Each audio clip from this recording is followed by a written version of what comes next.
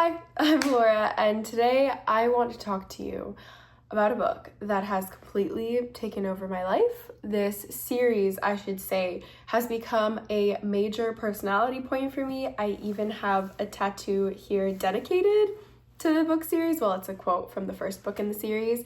And overall, this series has taught me so much about the battle of good and evil and that internal conflict we always have of being a good person, but being courageous and standing up for yourself. It's taught me so much about the beauty of friendship and what loyalty can really look like in the purest form.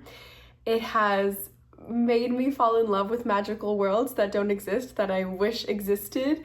And it really became a hyperfixation for me for a few years and continues to be one, but now I balance it out with other hyperfixations a lot better. And I am, of course, talking about Harry Potter, specifically Harry Potter and the Half-Blood Prince in this video. Now, there are 7 books to choose from and 8 movies that I could be talking about, but Half-Blood Prince is by far my favorite, especially book, but probably movie as well, because this book is the 6th in the series, the 6th movie as well, and it beautifully portrays our protagonist's life at Hogwarts trying to be a student. And there is a lot of plot movement in this book, but I wouldn't say it's as action-packed as the other books in the series. We actually get to see them in classes and interact with one another and studying and being around the grounds and navigating all this information that just got unloaded on them at the end of the last book, Order of the Phoenix. And that was an action-packed book through and through, especially at the end. Whereas this one, it almost felt like a breath of fresh air that you got to just watch Harry, Hermione, and Ron, and Neville, and everyone else, McGonagall, all of the gang interact and be quote-unquote normal. It's hard to say that because at the same time, so much is being divulged in this book. It is a lot of information being dumped on you about the series, and you find a lot of gold nuggets that are going to be important in Deathly Hallows and that connect a lot of the dots when you look back at the other books in the series. And there's a lot that comes out with Horcruxes, and again, that battle between good and evil, and the Half-Blood Prince, the whole title of the book, as you're figuring out who that Half-Blood Prince is.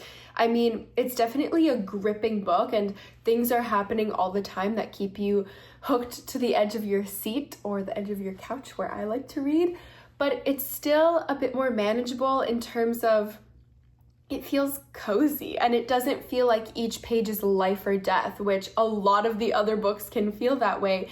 It's more of a calming read, at least I find it that way, and that's why I think it'd be great for anyone. Of course, you're gonna want to read the rest of the books in the series that come before this, before you pick up Half-Blood Prince, but why I decided to talk about this one specifically is because I think in your 20s and as a young adult, so beyond your 20s, it can be really hard to find moments for yourself to just relax and also be very present and take in the amazing life you have around you. A lot of the times, I find myself just sitting when I'm with my friends and thinking internally, sometimes externally, and being the cheesy one, just how grateful I am to have these people, to have this interaction, to have this community around me and people that I can do silly things with, like the adventures that they go on, but also more serious times when I need support. They're there for me.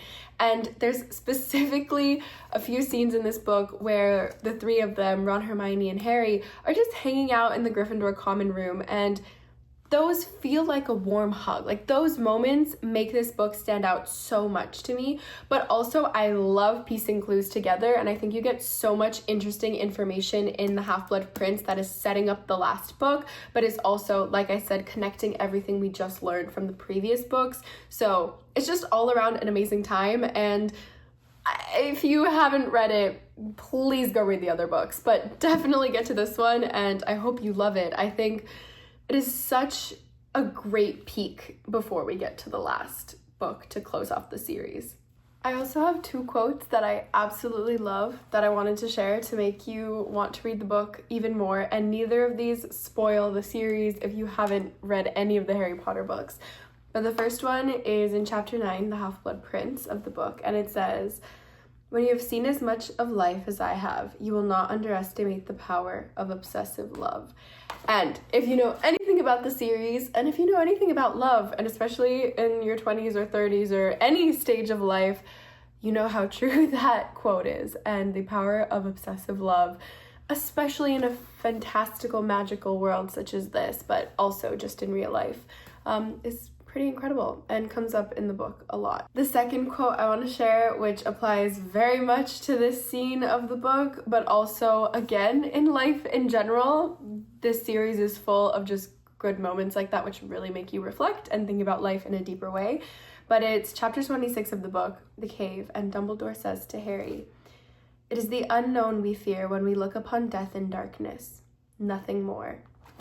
And that just encapsulate this existential crisis we all have about death and what the afterlife is, if there is an afterlife, what happens after you take your last breath, what is the meaning of all this? I really think that one sentence just describing it's that unknown of it all that makes us fear it and scared of it, because if we knew, we would have time to prepare. Even if it was something gruesome, we wouldn't be fearing it, we would know and prepare. I will say too, I'm a sucker for a good backstory, and in this book we get to know a lot more about Voldemort's past and what led him to everything he does. And we also get some more insight and backstory on a lot of key characters through Dumbledore's Pensieve, which is this magical tool item, water fountain-ish, or what is it called? I think it's actually called a Pensieve, but nonetheless, and you dip your head in and you get to see memories that he has stored in his office. And Harry and him go through this journey of looking through the past and looking at past memories and trying to extrapolate key details or moments that Dumbledore may have missed when he first noticed, or maybe he just wants Harry to see as well, because Dumbledore knows everything. You know, that's a theory as well. But I loved that piece. I was so blown away by Voldemort's backstory, actually, and then I of course did some further reading on my own, and it made so much more sense how he came to be as evil as he was, because it felt unnatural, and well, spoiler alert, it is a bit unnatural. So that was really, really cool to see in this book. And overall, this book, but the entire series, just deals with friendship and resilience in such beautiful ways. And I think if you're going to read a series and commit to something long, this is one of the series to do it with, because from start to end, it's action-packed, mixing in with good cozy moments, lets you escape to a new fantasy world. Then you have a movie series to watch and kind of congratulate yourself for finishing reading a whole series. And if you've already read this book, which a lot of people have, I hope you loved it and this was a good recommendation. And if you didn't, that's okay. People can have different opinions and yours can be wrong. But I'll leave it at that. And if you do end up picking up this book or the series to read, I really, really hope you enjoy.